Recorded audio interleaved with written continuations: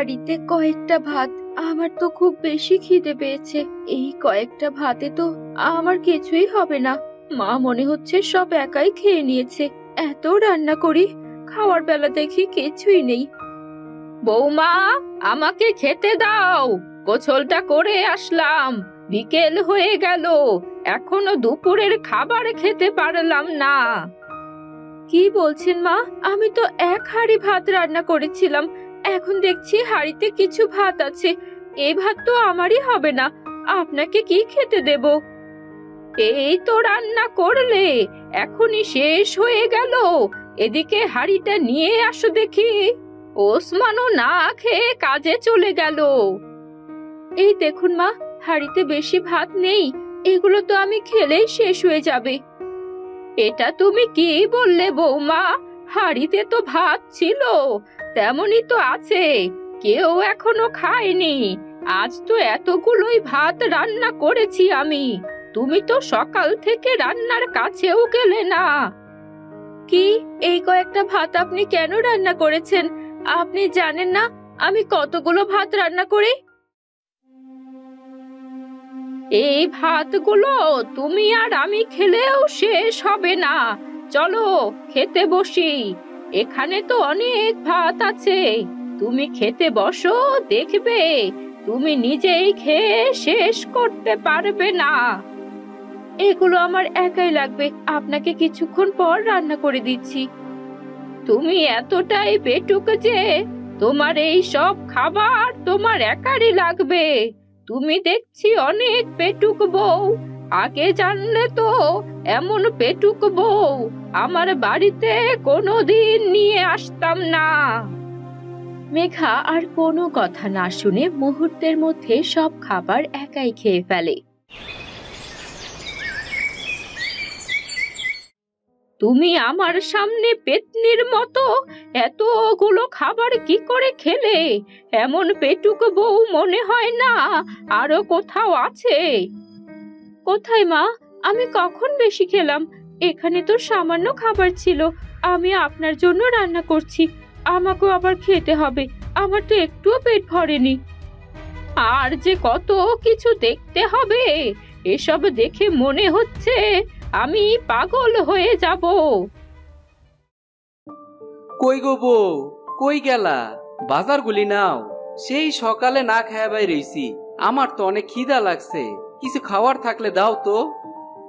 এইসব কি নিয়ে এসেছো? এই সামান্য বাজার কয়দিন আর খাওয়া যাবে? একটু বেশি বেশি করে বাজার করতে পারো না? এগুলো রান্না করলে তো এক বেলাতেই শেষ হয়ে যাবে। পাগল টাগল হয়ে গেলা নাকি? এত খাবার তুমি এক মুহূর্তেই খায়া ফেলবা? এখানে আমি এক সপ্তাহের বাজার নিয়ে আইছি। এক সপ্তাহ যাবে না, কতদিন যায় দেখতেই তো পারবে। দেখবে এই বাজারগুলো কতদিন যায়। বেশি কথা না বইলা আগে আমারে খাইতে দাও তো, তারপর না হয় দেখা যাইব কয়দিন বাজার যায়। আজকে কি রান্না করছো? তোর বউ কি করে খেতে দেবে আমাদের? এমন পেটুক বউ কোথা থেকে ধরে নিয়ে এসেছিলি? ওর তো বাড়ির সব একাই লাগে, আমাদের তো আর কিছু খেতে হবে না। কেন গো মা, কি হইছে? মেঘা আবার কি করলো? ও কি একাই সব খায়া ফেলতাছে নাকি? কি আর করবে না বল, কিছু করার তো আর বাকি রাখেনি। আমার সামনে এক হাঁড়ি ভাত খেয়ে ফেললো, আমার খাওয়ার মতন এখন কিছুই নেই। মা, তুমি এসব কি কইতাছো? মেঘা, মা যা কইতাছে তা কি সত্যি নাকি? তুমি আবার পেটুক হইলা কবে থেকে? এই জন্যই তো বলি, আমার বাড়ির এত খাবার কই যায়? এতদিন তো আমি এত কিছু খেয়াল করি নাই। মা ছেলে মিলে আমাকে পেটুক বলছেন কেন? আমি কখন আপনাদের না দিয়ে খাবার খেয়ে ফেললাম? এখনই বসুন, আপনাদের জন্য খাবার নিয়ে আসছি। এখন আবার কইতাছো খাওয়ার কিছু নাই? সারাদিন কাজ কইরা আইলাম, এখন যদি খাওয়ার লেগা বইসা থাকতে হয় তাইলে আর কেমনে হইল? দূর, বাড়িতেই থাকবো না। ওসমান রাগ করে বাড়ি থেকে বেরিয়ে পড়ে। সবাই শুধু আমার ওপরেই রাগ করে। আমি কি আগেও এভাবে খেতাম নাকি? দুদিন ধরে যে আমার কি হয়েছে নিজেই বুঝতে পারছি না। খুব খিদে পেয়েছে রে বৌমা, দয়া করে তাড়াতাড়ি রান্নাটা করে কিছু খেতে দাও। আর খিদের জ্বালা সহ্য করতে পারছি না। আপনি বসুন, আমি আসছি খাবার নিয়ে। কখন থেকে চেষ্টা করছি আপনাদের খাবার দেওয়ার জন্য। আপনার ছেলে কিভাবে রাগ দেখিয়ে চলে গেল দেখলেন তো, যত সব।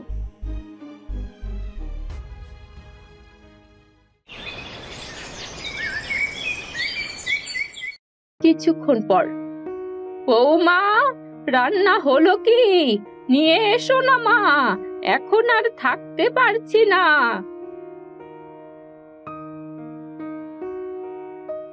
বসুন মা, আপনার থালা আর এটা আমার থালা। আপনার ছেলে আসলে তারপর ওকে খেতে দেব। একটু আগেই তো কতগুলো খাবার খেলে, আবার আমার সাথে বসে খাবার খেতে চলে আসলে। তখন তো আমার পেটের এক কোণাও ভরেনি, এখন কি একটু পেটটা ভরতে হবে না? আপনি খাওয়া শুরু করুন তো মা। আমি সারাদিন না খেয়ে আছি, আমিও বেশি খেতে পাইনি। আর তুমি খাওয়ার পরেও এতগুলো খাবার কি করে খাবে? নিশ্চয়ই তোমার কোনো সমস্যা হয়েছে, কোনো শাকচুন্নি আবার ভর করলো না তো? এইসব কি অলক্ষণে কথা বলছেন মা? আমার এসব কেন হতে যাবে? খান তো মা, আজে বাজে কথা রেখে। তা না করে কি আর উপায় আছে? তুমি যে এমন শুরু করলে, আমার তো খুব ভয় করছে। কখন কি হয়ে যায় কে জানে। ভয়ের কিছুই নেই, খাবার বেশি বেশি খেলেই সব ঠিক হয়ে যাবে। এখন খাওয়ার সময় আর কথা বলতে পারবো না।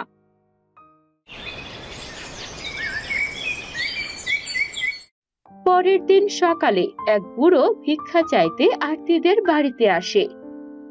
মারে, ঘরে কিছু থাকলে আমার একটু দে। সারা দিন একটা টাকাও ভিক্ষা কইরা পাই নাই রে মা। কিছু পাইলে তো অন্তত খিদাটা মিটাইতে পারতাম। কেউ কি আসোস রে মা? আমারে কিছু ভিক্ষা দে রে মা। মেঘা ঘরে বসে বসে খাবার খাচ্ছিল। মাফ করুন, আমাদের নিজেদের ঘরেই কোনো খাবার নেই। এক সপ্তাহ ধরে আমরাই না খেয়ে আছি। আপনি অন্য বাড়িতে চেয়ে দেখুন, আমি এখন আপনাকে কিছু দিতে পারবো না। মনে তো হইতাছে খাবার খাইতে খাইতেই কথা কইতাছে, আর খাবার ঘরে রাইখা আমারে এত বড় একটা মিথ্যা কথা কইলো। ঠিক আছে, আমি অভিশাপ দিলাম, এই বউ খাওয়া ছাড়া আর কিছুই বুঝবো না। এই বউ পেটুক হইতে হইতে অসম্ভব পেটুক হয়ে যাইব। বুড়োটা হয়তো চলে গেছে। যাক, এতক্ষণে মনে হচ্ছে খিদেটা একটু কমলো। এবার একটু ঘুমিয়ে নেই। মেঘা বিছানায় গিয়ে ঘুমিয়ে পড়ে। এই মহারানী দেখছি খাওয়া আর ঘুম ছাড়া কিছুই বোঝে না। পেটুক বউ দিয়ে কি হবে? একে এই বাড়ি থেকে তাড়াতেই হবে। আজকে ওসমান বাড়িতে আসলে এর একটা বিহিত করতেই হবে। আমি আর এসব সহ্য করব না। এই যে ঘুমালাম, খাবার খাওয়া তো কিছুই হয়নি মনে হচ্ছে। আরো খাবার খেতে হবে। এখন খাবার কোথায় পাই? ঘরে তো কিছুই নেই। কিছুক্ষণ আগেই খেয়ে ঘুমালো, এখন আবার খাওয়ার জন্য উঠে পড়েছে। এ বউ তো আমার জমি জামা যা আছে সব ধ্বংস করে দেবে খেয়ে খেয়ে। এই বউকে আর বাড়িতে রাখা যাবে না। এ কি, রান্নাঘরে তো কিছুই দেখতে পাচ্ছি না। কিছু কাঁচা ছোলা আছে, ওগুলো খেয়ে কিছুক্ষণের জন্য খিদেটা থামিয়ে রাখি। মা, তোমার বৌমা এসব কি শুরু করলো? এইরকম করলে তো আমি ফকির হয়ে যাবো। এত পেটুক কি করে হইল? সারাদিন শুধু খাওয়া ছাড়া সে কিছুই বুঝে না। আমি কিছুই বুঝতে পারছি না। বৌমা আমার পেটুক কি করে হলো? নিশ্চয়ই এখানে কোনো কারণ আছে। দুদিন তো একটু কম খেলো, আজকে তো আরো বেশি খাওয়া শুরু করেছে। কি খাই? খাওয়ার মতো তো আর কিছুই নেই। কাল থেকে কতগুলো বাজার নিয়ে আসলো, ওগুলোই কোনো মতো সিদ্ধ করে খেয়ে নেই। ওরা কি খাবে সেটা আমি জানি না। আমার খাওয়া আগে, তারপর অন্য কিছু। খাওয়া ছাড়া আমি কিছু চিন্তাও করতে পারি না। মেঘা সব বাজার কোনো মতে সিদ্ধ করে খাওয়া শুরু করে। এইটা তুমি কি শুরু করলা গো বউ? তুমি তো আগে এরকম ছিলা না, তুমি হঠাৎ এরকম কেমনে হয়ে গেলা? আমিও বুঝতে পারছি না গো, আমার হঠাৎ এরকম কেন হলো। আগে তো না খেয়ে থাকতে পেরেছি, এখন আর এক মুহূর্তও না খেয়ে থাকতে পারি না। আমার অনেক খাবার খেতে হবে, তুমি আরো অনেক খাবার নিয়ে আসো। বাজার করতে করতে আমার পকেট পুরা ফাঁকা হয়ে গেছে, এখন আর আমার কাছে বাজার করার কোনো টাকাও নাই। তুমি এখন কি খাইবা? আমি কিছুই জানি না, আমি অন্য কিছু চিন্তাও করতে পারছি না। তুমি তাড়াতাড়ি বেশি বেশি খাবার নিয়ে আসো। তোমার এরকম হওয়ার পিছনে নিশ্চয়ই কোনো কারণ আছে। কি হয়েছে আমারে কও তো? আজকে কি আমগো বাড়িতে কেউ আইছিল? মেঘা ওসমানকে সবকিছু খুলে বলে। এখন বুঝতে পারছি, ওই বুড়া ভিখারি নিশ্চয়ই তোমারে কোনো অভিশাপ দিছে, কারণ তুমি এটা একটা অন্যায় করছো। নিজের ঘরে খাবার রেখে কাউরে ফিরিয়ে দিতে হয় না, এটা কি তুমি ভুইলা গেছিলা? তুমি এখন আমাকে এই কঠিন বিপদ থেকে রক্ষা করো, আমি আর এভাবে থাকতে পারবো না। এত খাবার আমি পাবোই বা কোথায়? ভুলটা যখন তুমিই করছো, এটার প্রতিদান তোমারই দিতে হইব। তোমার মতো পেটুক বউয়ের জন্য আমি আর কিছুই করতে পারবো না। আমি আজকেই দেখছি কি করা যায়। ওই বুড়োকে আমি পুরো গ্রাম সহ খুঁজে বের করব, যেভাবেই হোক। আমি আর এভাবে পেটুক হয়ে থাকবো না। মেঘার পেট খাবার খেতে খেতে অনেক বড় হয়ে যায়। ওগো, দেখো না আমার কি হলো, পেট কত বড় হয়ে গেছে। এখন আমি হাঁটবই বা কি করে, আর ওই বুড়ো ভিখারিকে খুঁজবো বা কি করে? ঠিক তখন বাড়িতে কেউ আসিস রে? আমাকে কিছু ভিক্ষা দিতে পারবি? অনেক দূর থেকে এসেছি। এই তো ওই বুড়ো ভিখারিটা এসেছে, আজকেই তার কাছে ক্ষমা চাইতে হবে। তাড়াতাড়ি তুমি আমার সাথে কিছু খাবার নিয়ে চলো।